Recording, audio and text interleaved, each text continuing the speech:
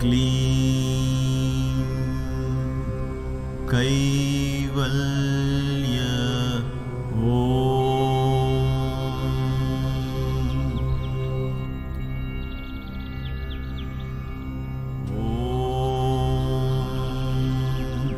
क्लीं कैवल्य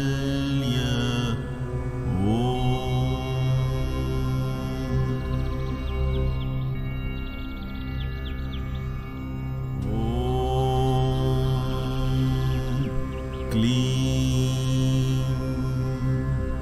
कैवल्य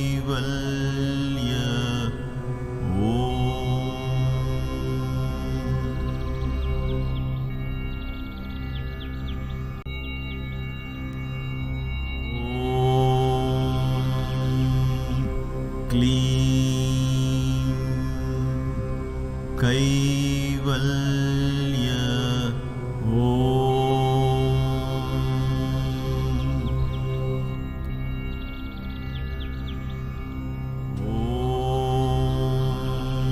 क्लीं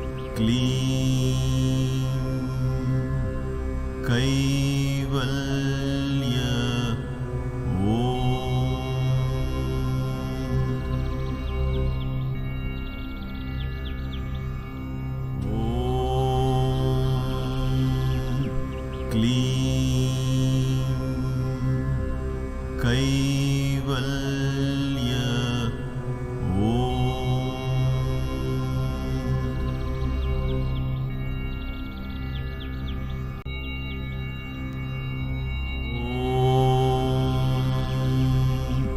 क्लीं कैवल्य क्लीं कैवल्य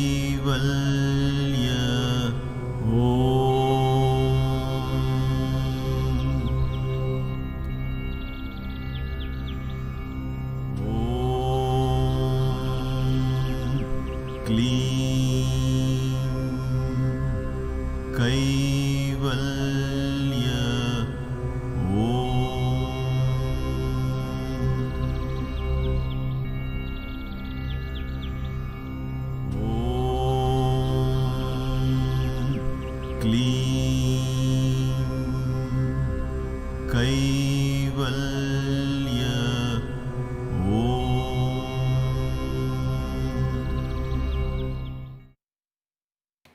Namaste.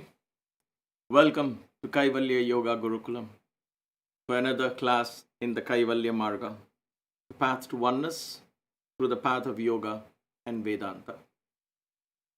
Thank you for joining in this class. Thank you for giving me the greatest honor to be sharing these wisdoms of the ancient teachers, the ancient yogis, the ancient masters.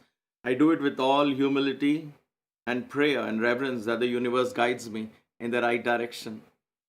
And Saraswati, the goddess of wisdom, speaks and uses me as an instrument. Let's begin the class with 3 ohms so we get our mind into a state of mindfulness and focused listening.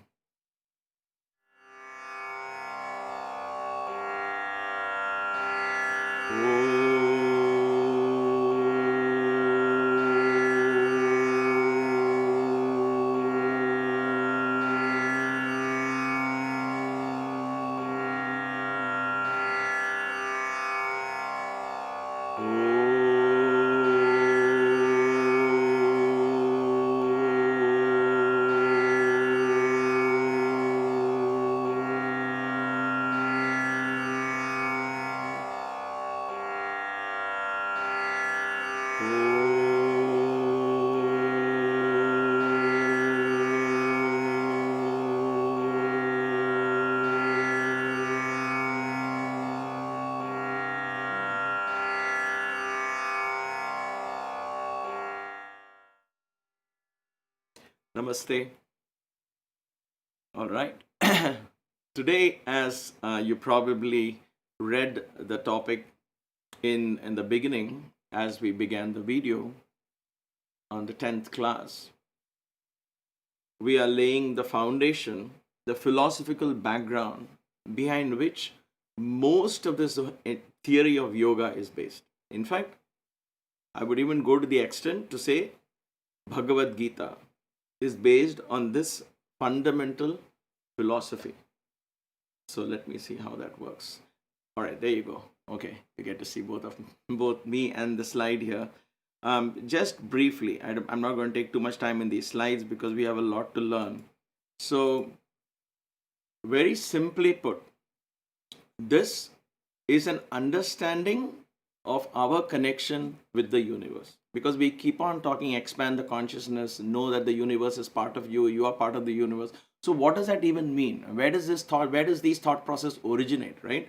Is that a scripture, or is it somebody just cooking up some ideas? And is it part of the New Age philosophy or the New Age spirituality that the modern minds begin to understand? It's all of that and more. So I want to go back to one of the most ancient system of thought. In fact, if I am right, it is actually considered, and I believe this. I mean, this is again, these things are all debatable, but I believe this was the oldest school of Indian philosophy. From what little I've read and heard from scholars and teachers, that this is one of the oldest schools of Indian philosophy, because you will see as we go, the terms that we understand, the terms that we learn, have been used by almost every teacher for the last so many hundreds and thousands of years. Okay. I would also go as far to say, and there's one reason why, okay? I will go as far to say that this philosophy, this basis, is even older than the Vedas. Even older than the Vedas. Now, you can debate me, and that's fine. I mean, this is just my belief and my thought. I don't have to be right or wrong in this. It's just a thought I hold, because the Vedanta, the fundamental teachings of Vedanta and Upanishads all draw upon this fundamental concept. That's one reason. The other reason why I believe that this is the oldest is because the Supreme Consciousness, Krishna, in the Bhagavad-Gita, if you notice the slide, I brought in a word now. Not Krishna, the word is Kapila. Kapila. The audio is good? Syncing good? Okay, thank you. All right. So we did a lot of testing today, back and forth, and hopefully this will fix it. Sage Kapila. He was the founder of the Sankhya. He was the one who wrote the Sankhya. Krishna, the Supreme Consciousness, in his human form, in his avatar, in the Bhagavad-Gita, says, among all the sages, I am sage Kapila. Now, to get that out of Krishna's mouth, that Krishna identified himself with Kapila, that means he spoke to Kapila. That means the Supreme Consciousness, Kapila was able to, perhaps the first, I don't know, we don't know that, right? But the earliest among sages who downloaded this cosmic information, understood the connection between the mind, the senses, the indriyas, the elements, and all of that, and cosmology in general. I call it cosmology. The understanding of creation. How did it all happen? And how are we connected to it? Right? So it is because of these fundamental things. One is Krishna identifying himself with Kapila. And therefore Kapila has to be the one. Right?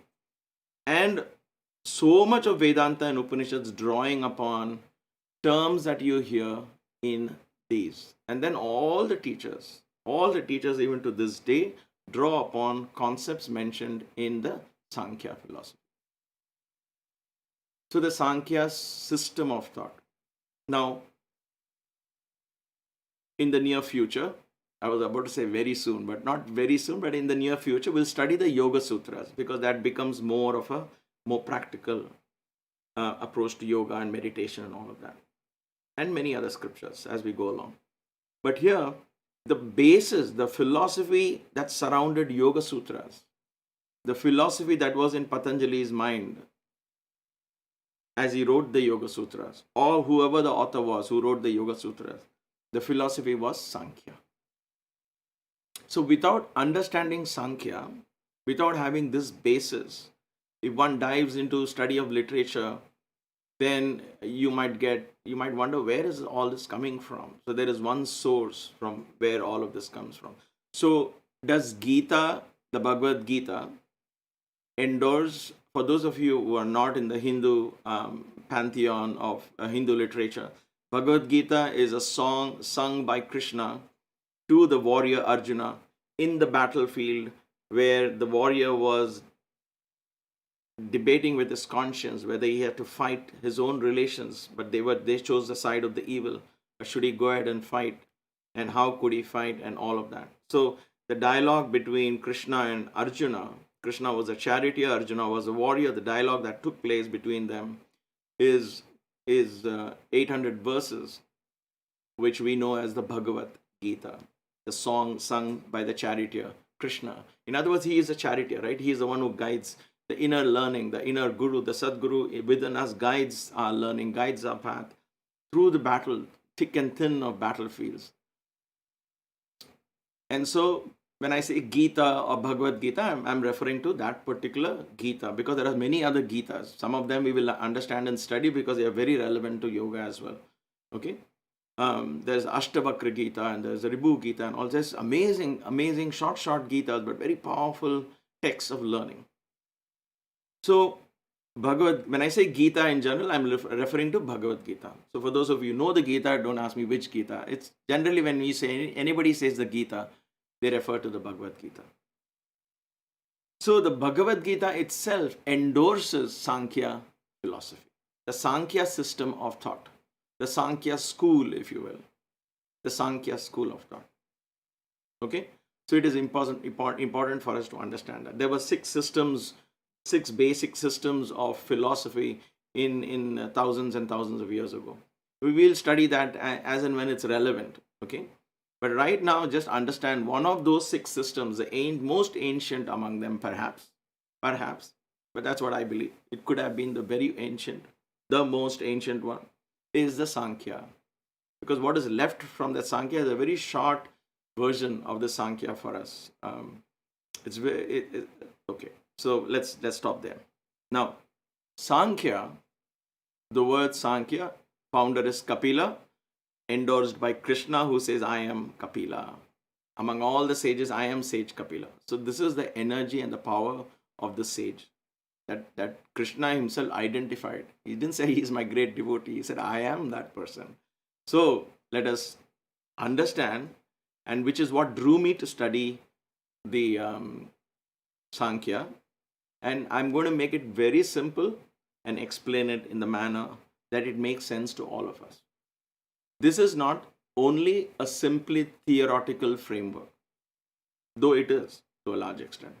But you will understand how in our everyday life we are actually applying them in our everyday life. Our reality that we have created, the way we interact with them, this is what it is. And this is what we take into our meditation.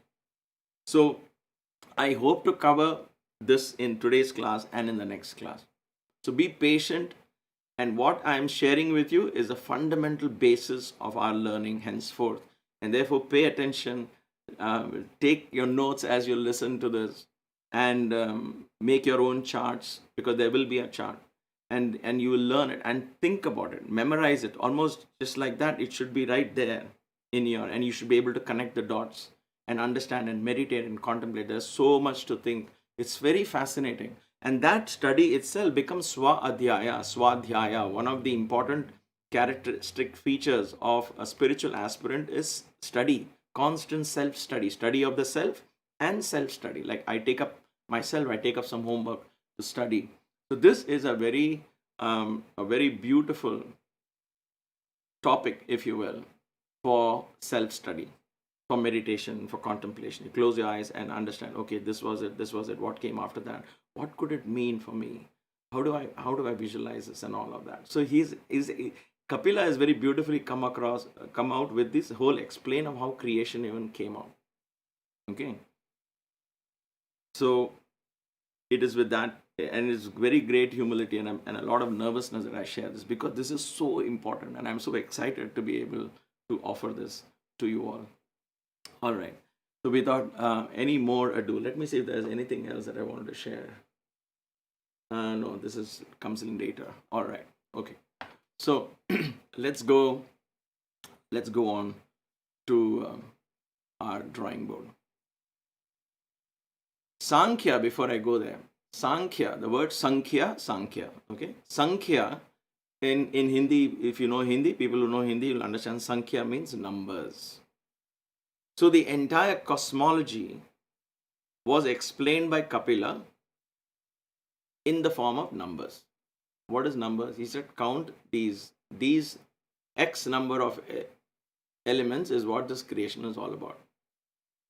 And then he said that and went away. That's all. The simplest things and the most profound things are very simple. Okay. But then we have to take it up, apply it, understand it, meditate upon it, and that's what makes it so interesting. How many elements did he say? He spoke about 25 elements. So in this class, if I don't finish in this class, next class, we will learn about these 25 elements. Many of that you have already heard, right? But now you're seeing it in this perspective, and therefore it is very important for us to understand. All right. So let me go to our drawing board. So here is what it's looking like. I made these before so that I save some time, and so we can focus straight away on to the learning. All right. The fundamental, right on top. Okay. If you will, here, right here, I'll call it number 1. Right there. The fundamental element. This is the most abstract and the most difficult to explain. But nevertheless, I will try it. Let me put the word there. He began by saying the first one is,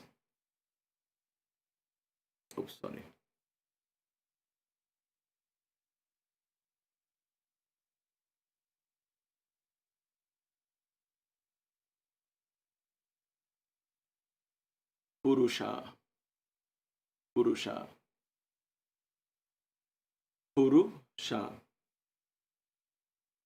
Pura is city. It's a metaphor for a city. It also actually means a city, but in this case it's used as a metaphor for a city. What city? What place? This entire creation is called a city, a manifestation, if you will, right? Isha. Isha is the Lord, the creator, the Lord of the city, the creator of the city. Okay. Now, before you jump to a conclusion, oh, this means as God who created this. No, it has nothing to do with this religion at all.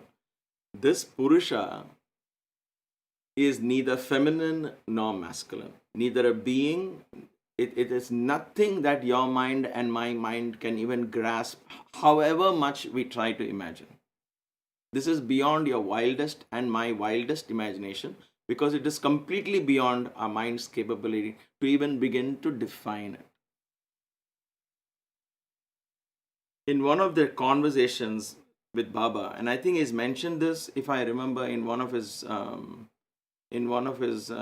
books, Sandeha Nivarani, I think, I'm not sure where it is, or maybe the Upanishad Vahini, I'm not sure. He's written, I'm talking, when I say Baba, I'm referring to my Sadguru, Bhagavan Sri Satya Sai Baba.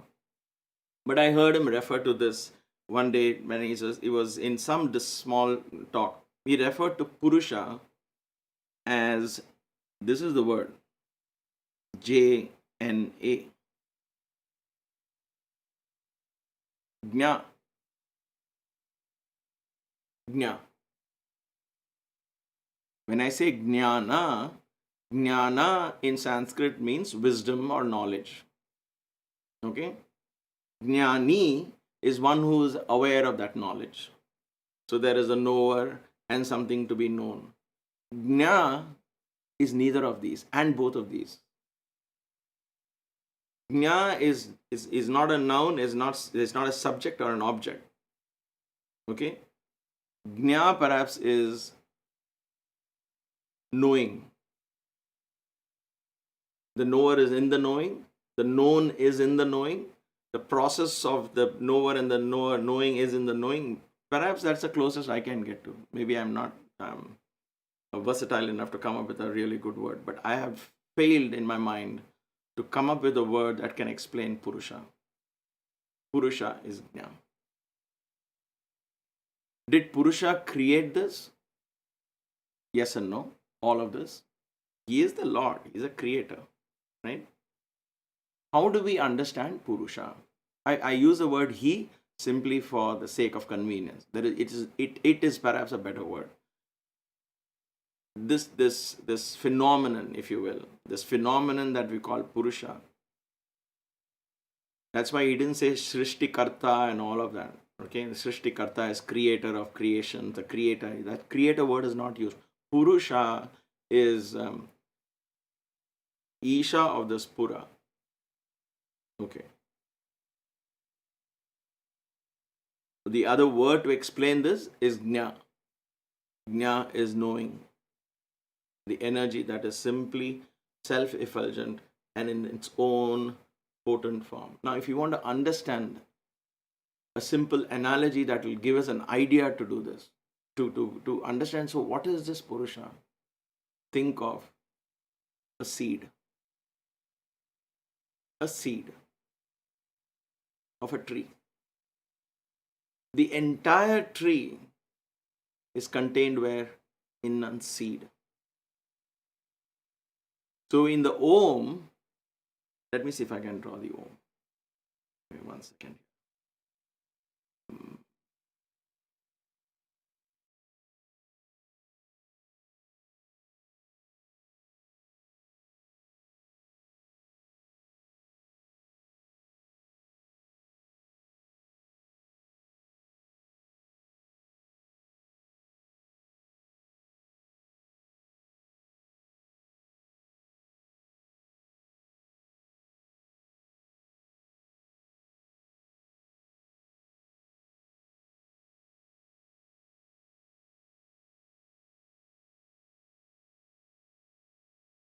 Purusha. Right here. Oh, I don't think you can see it here. Anyway, never mind. I don't want to distract you. Let me go.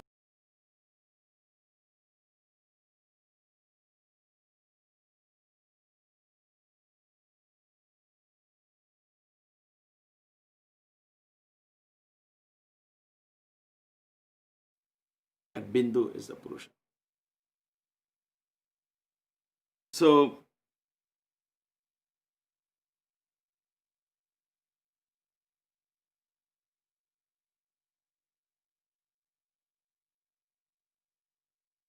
one second, let me get rid of this. I think I'll get better as I go along how to use these tools and present flawlessly. So bear with my inadequacies, if you will.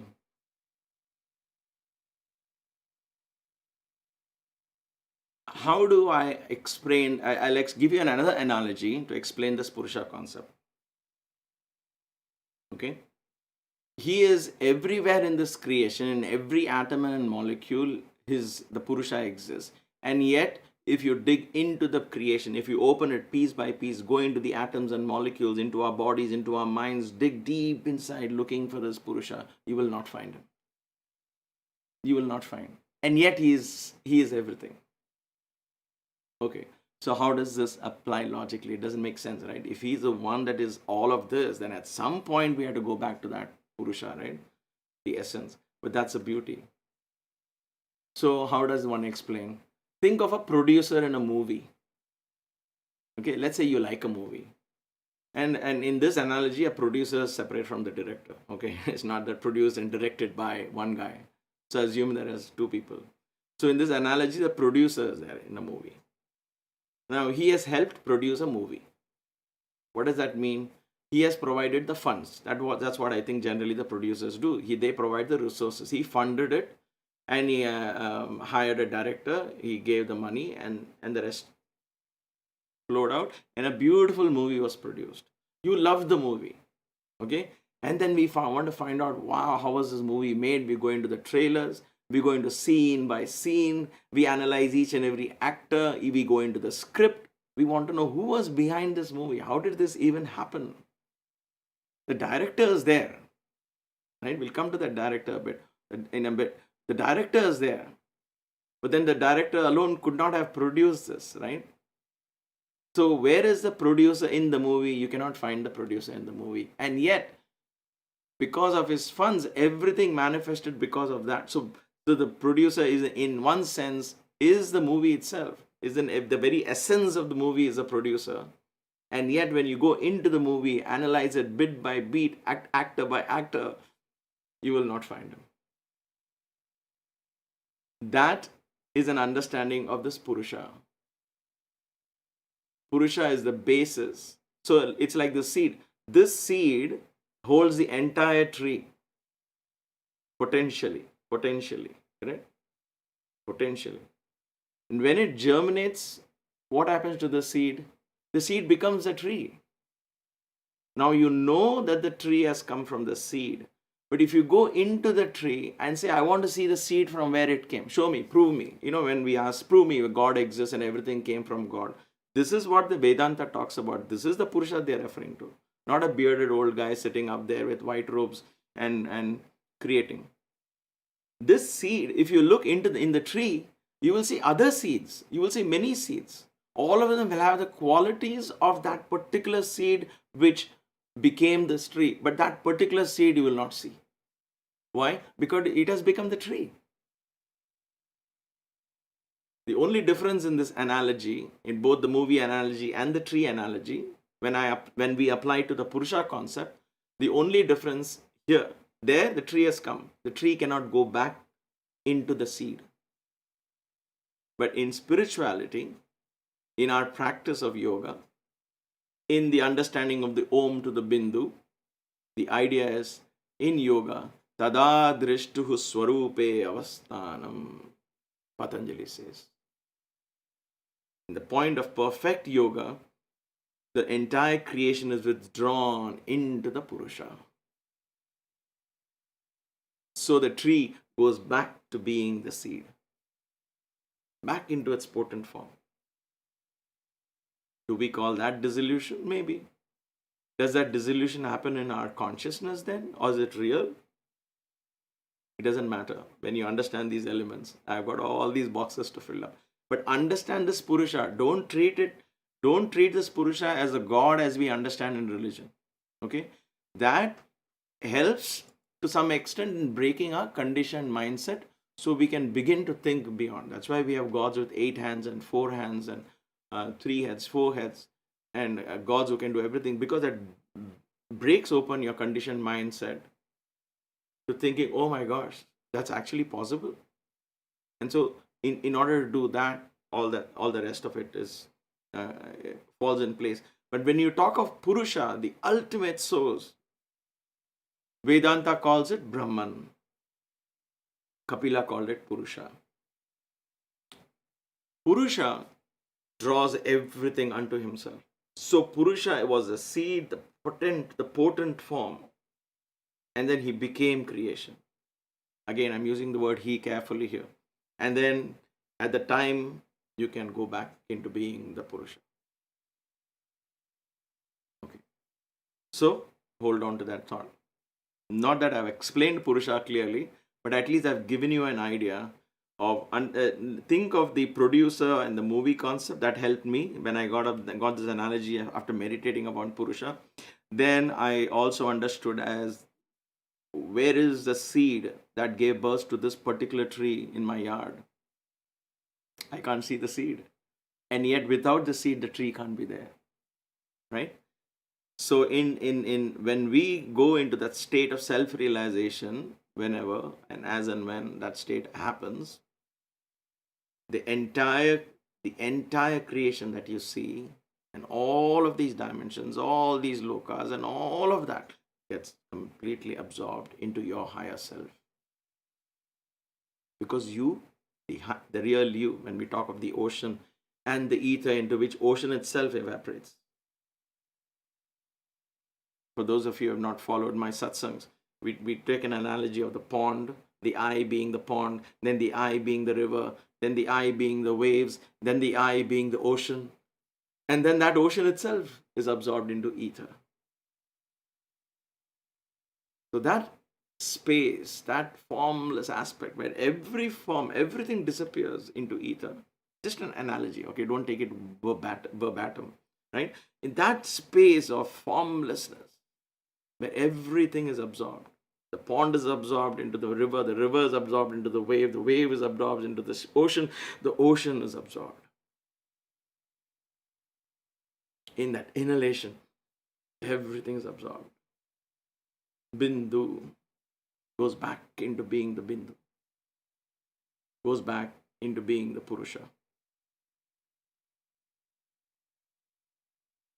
That is the beauty of this concept, Purusha. So let me take out that word Gnya at this point, because I don't want an additional box there to confuse you all. So I'm going to get rid of that box for now. All right. So let's hold that thought for Purusha there. At this point, I don't have anything else to say about Purusha. Just next to Purusha, below Purusha, the second element. This is the first element, right? 25 elements we know. 25 elements of creation. So Purusha is the first element. So the more you and I meditate on this Purusha concept, the more you and I will understand a very beautiful truth. I mentioned this analogy story actually earlier, and I'll mention it at this point even before I go to Prakruti, because this Purusha concept is so vital, because that is your nature and my true nature. The real nature is being the Purusha. That is that oneness, the one and only, the aloneness, the Kaivalya. That. What is Purusha experiencing? Kaivalya. Aloneness. What is that seed experiencing? The tree. And then it spurts and blossoms into a plant, into a tree, into a flowering tree. Becomes a tree. Okay. Two of us were sitting at Baba's feet, and if you have heard this, bear with it again, because this is what he was talking about when he talked about this Purusha concept. And when you and I meditate on the Bindu and go into this contemplation, if you will, on what this could mean, we begin to get an idea that all of this is emanated, all of this has manifested from that one little Purusha. I'm saying little, but that's how it is, because you can't explain it. It becomes very little, very abstract, very minute. But from that one dot came all of this. Right? So two of us were sitting at Baba's feet, and one boy next to me started coughing. Baba said, "Hey, what is this you're coughing? Just tell your cough to go, it'll go." Incidentally, and so this boy just smiled, and he said, "Why? If my blood flows out of my hand, I just say stop and go, it'll obey me." And then we just shrugged our shoulders and looked at him. In our minds, we were thinking, but you are like the holy man and you have all these supernatural powers. You can do it. You're God. You can do it. That we were thinking that. We didn't say that. We just looked at him like that. He saw our looks. He said, "Why?" We said, "You are Swami. You can do anything you want. And what about you?" We just kept quiet because the answer was quite evident. We are not there. We are dumb. We are just, I don't know what we were. So that is what was going on there. And then he leaned forward and he said, "What is the difference between you and me? Tell me, what is the difference? Do you have two hands? I have two hands. Do you have 2 feet? I have 2 feet. You have 2 eyes? I have 2 eyes. You have a tongue? I have a tongue." And he kept couple of more and then said, "Walking, talking, reading, writing. నువ్వు కూడా చేస్తావు, నేను కూడా చేస్తాను. You do this walking, talking, reading, writing. I also do walking, talking, reading, writing. So where is the difference? Where is the difference between you and me? Between Swami and you, where is the difference?" And we looked at him. For a moment, I thought, wow, I never looked at it that way. For that moment, my mind was blank. I can speak for myself, not the other boy. But my mind was blank. I was thinking, wow, there is no difference. And then immediately corrected. He says, "But there is a difference." There is a difference. Where is it? Where is the difference? Please pay attention to this. This is the beauty. This is all what self-realization is all about. To me, the way I understood from that one particular incident. Where is the difference? Pointed to his eyes. He said, "Ikkada undi difference." The difference is here, chupulo. Chupulo in Telugu is in your perception, the way you perceive things. It is here. Difference is here. He didn't get it. I certainly was no clue where he was going with it. And then very beautifully he said, you people look at yourself thinking, oh, I am so small, the universe is so big, all of this is all around me, and I am a tiny little atom in the universe. Anu, some use the word anu. So you are thinking, anu matrame, nenu anu matrame. I am a small atom. And this universe is so, this Brahmandamlo, nenu oka anu matranga unnanu. In this Brahmandam, I am like an anu, like a small little thing. Nakemi teliyadu, who am I? Like that. That is how you are thinking. That is how you perceive yourself. And then he said, but I. So what is it? He said, you perceive yourself as an atom in this universe. I perceive the universe as an atom inside of me.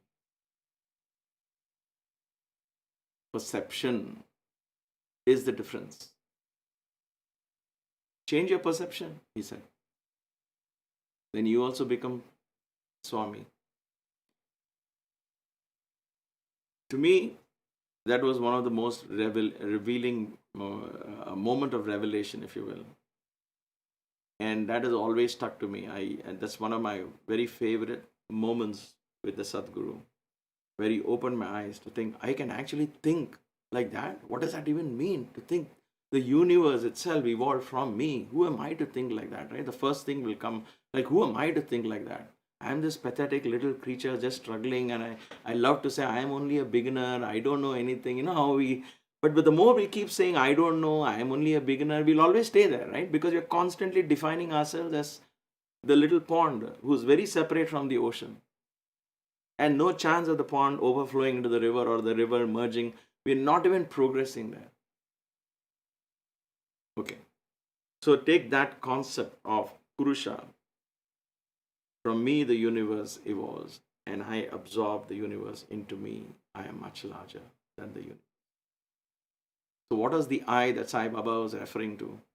The Purusha. Not Sai Baba, not Satya Sai Baba. That is also a name and form, correct? Which doesn't exist today. There's a body there, and the body doesn't exist today. Name and form is all temporary. But the I in him, he always identified himself with that supreme I. That was his source of energy. That was his source of inspiration. That was his source of motivation. That is where he was able to embrace everyone and everything and did what he did. Purusha. So, for you to think that the universe can be absorbed into you, the higher self, and the universe comes out from you. This analogy might help. The story might help. So, Purusha is that concept. Okay, so let's hold on to that thought. Then comes Prakruti.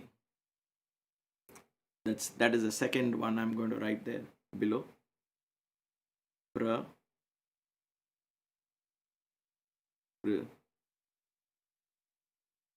Now English spellings can change from what you would actually like it to spell. I am not going to spend too much time. Prakruti, not Prakriti. Prakruti. So I could, if I want to, eliminate the I. Prakruti. K-R is kr. Prakruti. Prakruti. Purusha. Prakriti. So Kapila now says there is a second element called Prakriti. Prakriti is what? Prakriti, he says, his nature is in its potent form.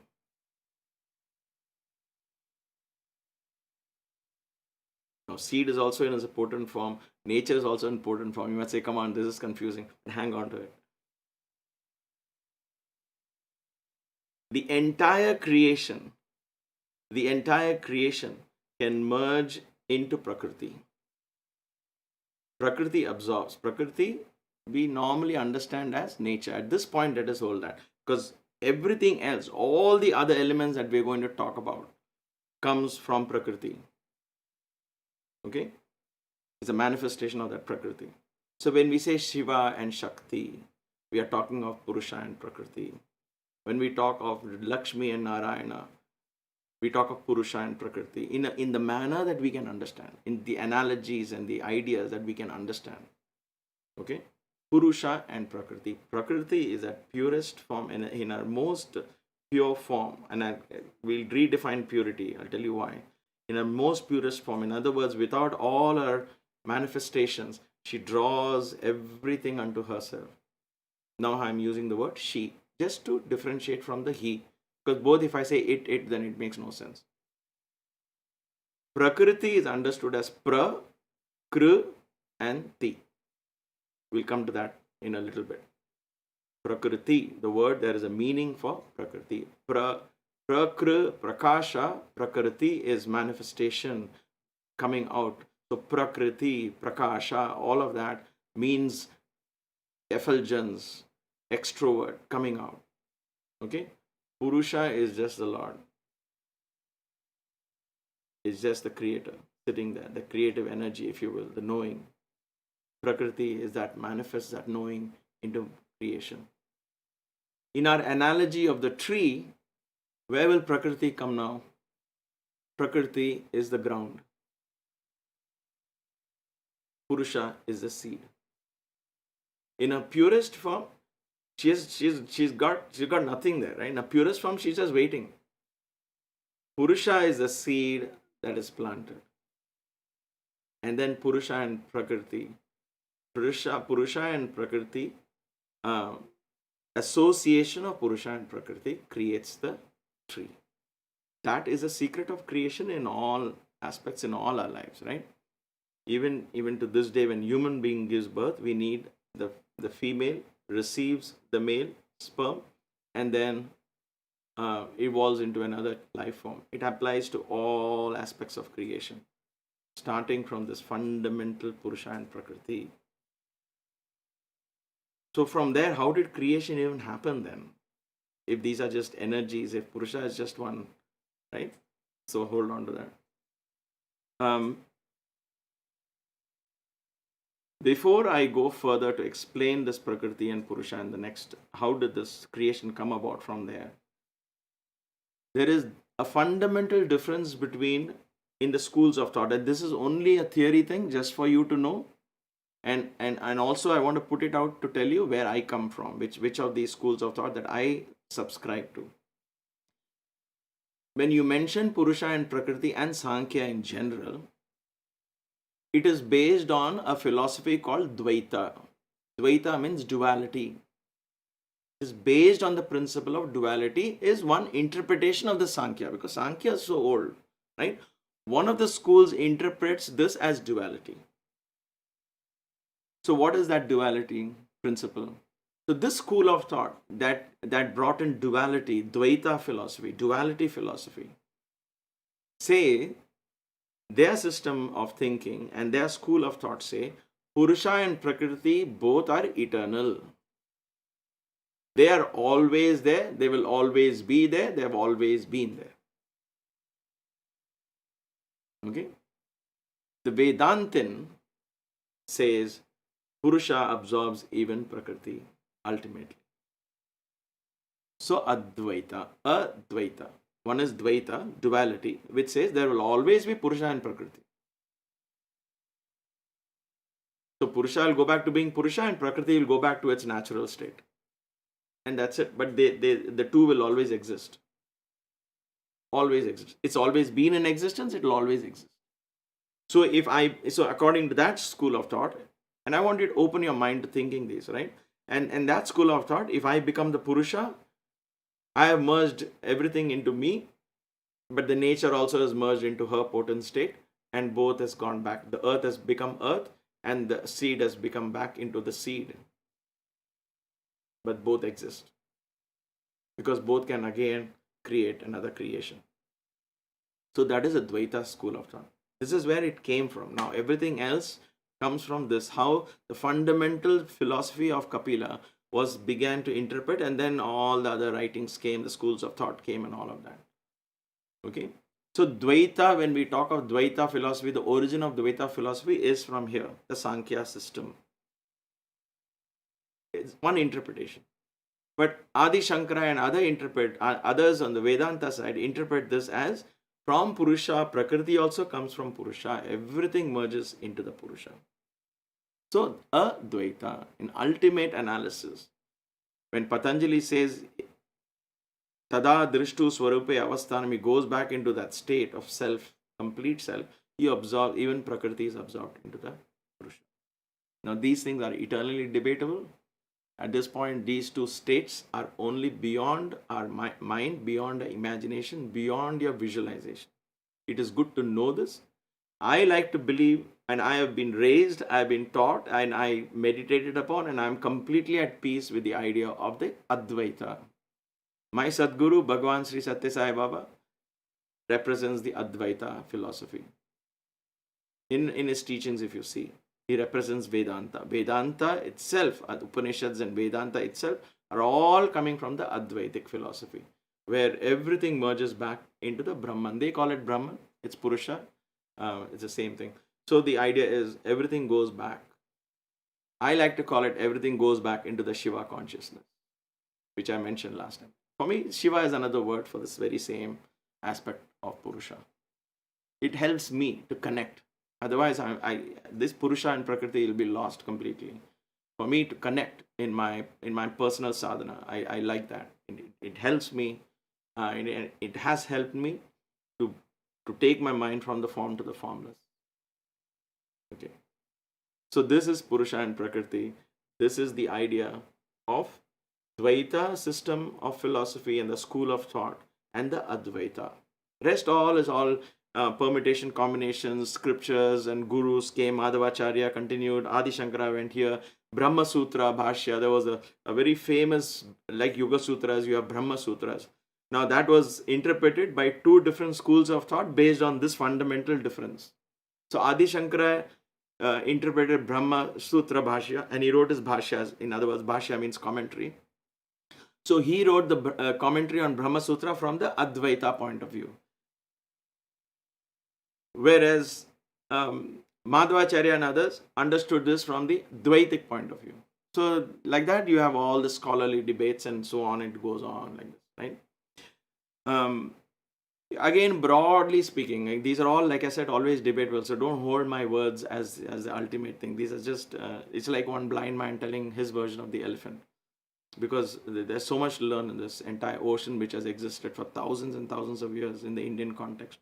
But I'm just sharing it to you so that you have a straw to grasp. In otherwise, which is so-called so much thousands of literature, I want to give you a direction of where all this comes.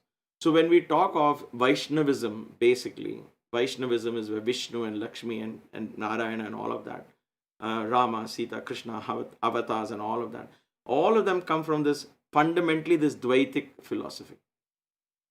Okay, though Bhagavad-Gita Krishna touches upon, and that is interpreted by Adi Shankara and all of us in the Advaitic aspect as well. He didn't present it in either Dvaita or Advaita. It's open for us to interpret. But I'm just explaining that there is a system of school of thought comes from. When you say Vaishnavism, they are based on this system of duality. Okay? Shaivism is based on Advaita. Ultimately, everything merges into Shiva. Broadly speaking, very broadly speaking, very roughly to give you an idea what it is. So we see Shaivism, the writings of Tirumular and Bogar and all of that, the Agama Sastras and all of that, if you see, get an idea of what it is. It's all about I am Shiva, Shivoham. So Adi Shankara also ultimately when he sang Mano Buddhi Ahankara Chittani Namham. I am not the petty mind, I am not the proud intellect, neither the mighty ego nor the minute thought am I, touch and hearing, taste and seeing. I am not the sensual feelings. I am not the element of earth. I am not the elusive ether. Neither the fierce fire nor the wailing wind am I. I am truth, consciousness, divine bliss. Now he's gone into that Purusha state. I am the Shiva am I. Shivoham, Shivoham, Shivoham. So that's Shiva. So Advaita, Adi Shankara, Shiva, all of this takes you to Advaita part. But it doesn't mean that when we talk of Hanuman, when we talk of Narayana, it's the same. We can take both these paths and apply that. But I'm just giving you all these, throwing these things because if you are from India and listening to all of this and you bring on to the Indian culture, and many of you are, then you are either in some of these cultures, you would know in history what all has happened in all of these. So this is just to give you that kind of background. But understanding Vaishnavism, Shaivism, and all doesn't apply in our practice in yoga.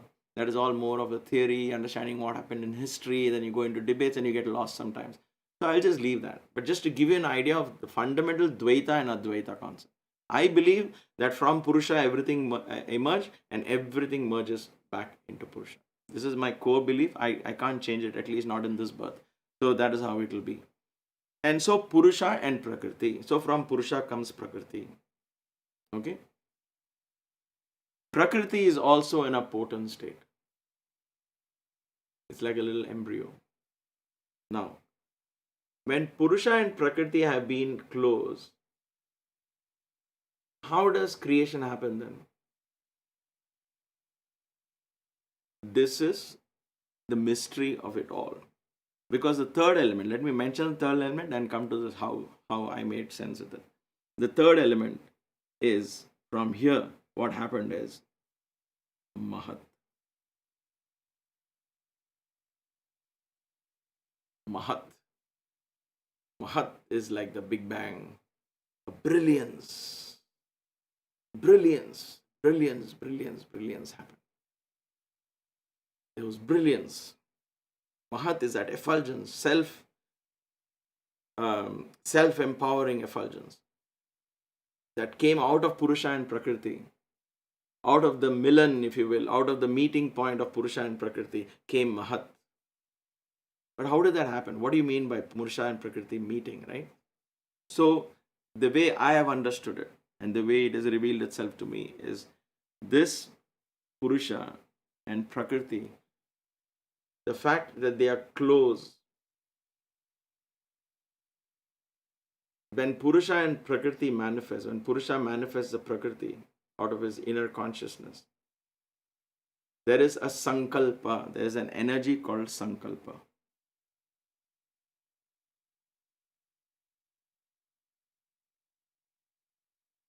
What is Sankalpa? Okay, what is Sankalpa? Will, an intention. Sankalpa is an energy that produces Mahat. It's not an element. It's not an element. Purusha and Prakriti together cause an energy is released from that aikyam, if you will. And then Mahat comes into being. Now before we proceed any further, rather than thinking this as a one-time event happened thousands of years ago, millions of years ago, don't think like that, because that will completely confuse you. When we talk of cosmology and creation, I should have perhaps said this earlier, but please pay attention to this very important point. Don't think of this as some historical event that has happened. Because then you're going back millions of years ago, what happened, what is this? Okay, so that could be one line of thought, but it doesn't apply to you and me.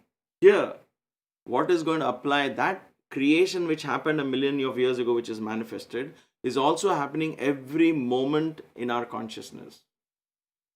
There is a Purusha within us, there's a Prakriti within us. Together, there's a Sankalpa created. There is a Big Bang that happens and things begin to manifest. Understand in your life, if certain things are manifested, you trace it back to this. Apply that creation as it's happening every moment, even at this moment. Okay, think of it not as an event in the past, because this is why I said one has to meditate on this and contemplate on this. It's not an intellectual lecture kind of a thing. You could get aha moments, but that won't be sustainable. You have to meditate and think, how does that apply to me? In this very moment, the Purusha and Prakriti in me can release a Sankalpa Shakti? Can that bring out an effulgence? That is how we are going to think about.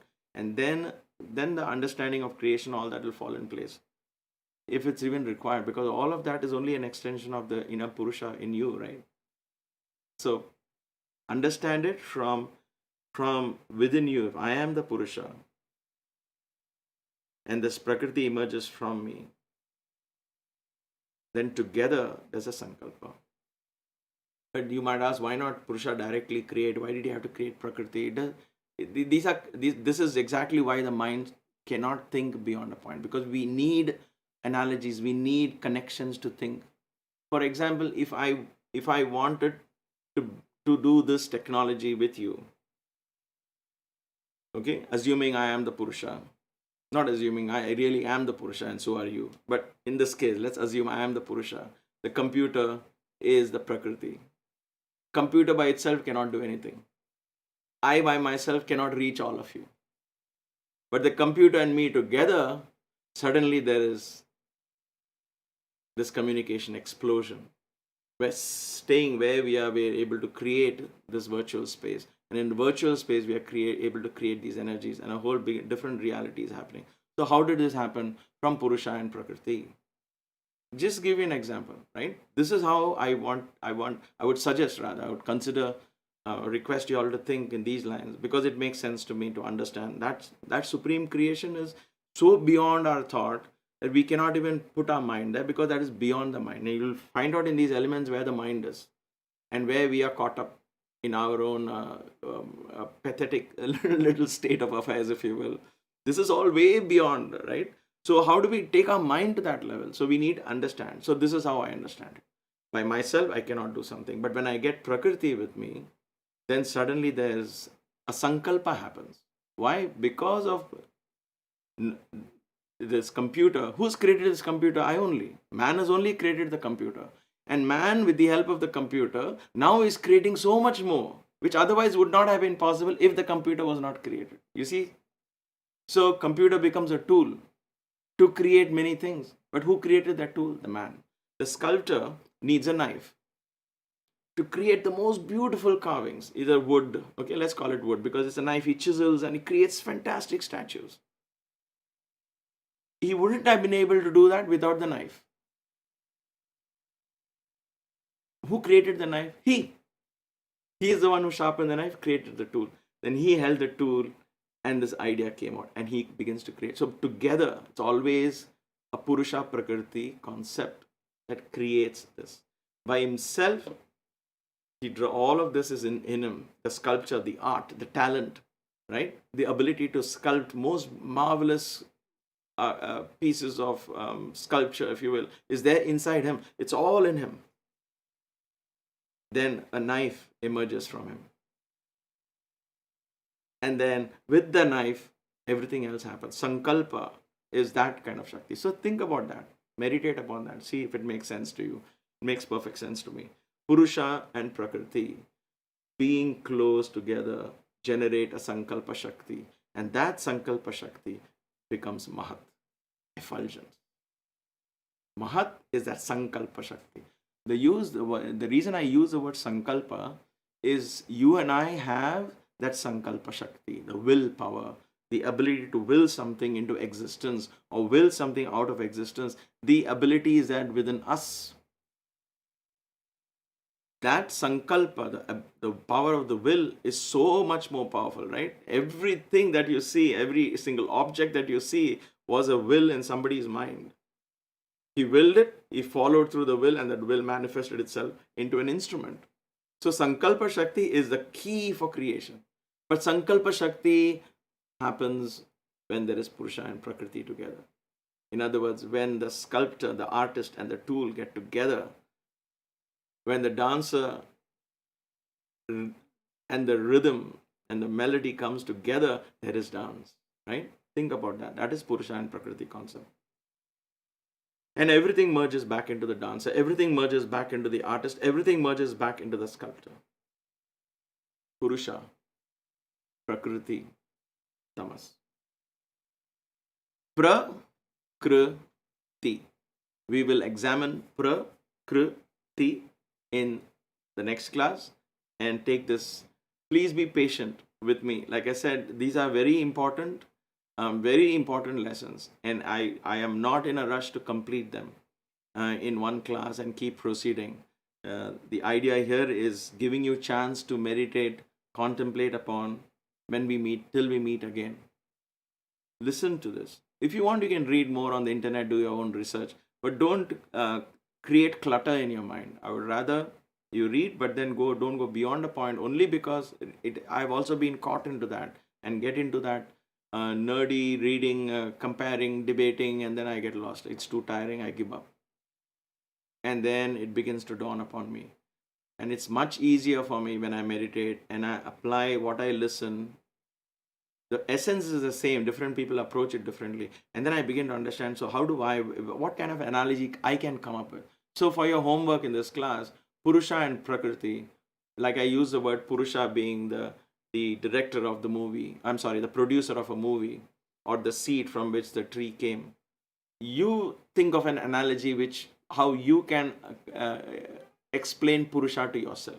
How can you explain Prakriti to yourself? How can you explain the Mahat, the brilliance that happens from their association? From their association, Mahat happens. So think of when we talk of satsangs in our everyday life, when we talk of the importance of company in everyday life, when one of that has been a very important practice in your spiritual path, watch your company, keep your company, even whether your spiritual path or not, right? If you want to do exercises every day, if you have a good company with you who will motivate you, then you are going to do the exercises. In other words, that's the willpower gets energy from company. Purusha and Prakriti, by the association, by the company, released the Sankalpa. The will gets strengthened by company. Think of those lines. I like to apply that in our everyday life. That is what it is. So, for your example, for your homework, think on these lines. How do I define Purusha? How can I understand Prakriti?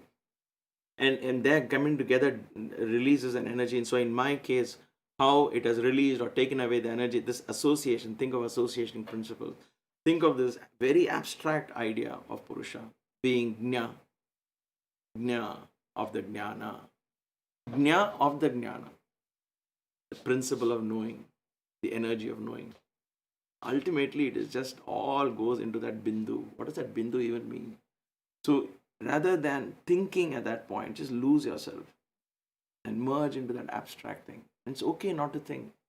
It's okay to just be there in a blank state.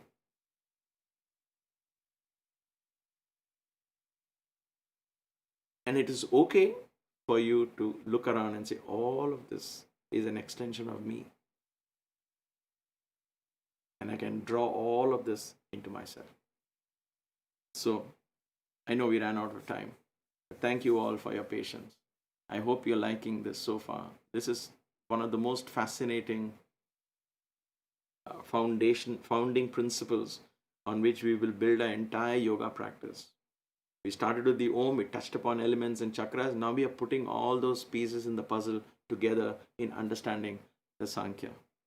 So let us bow our heads in deep reverence to this wonderful sage Kapila,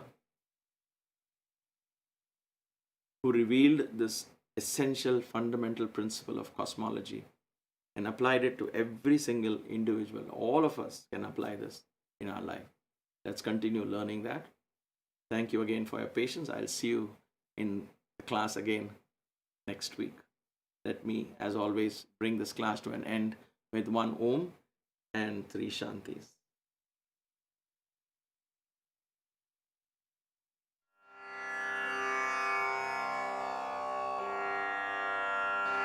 Until we meet again, stay safe, stay inspired, have a blessed time. Om Shanti Shanti Shanti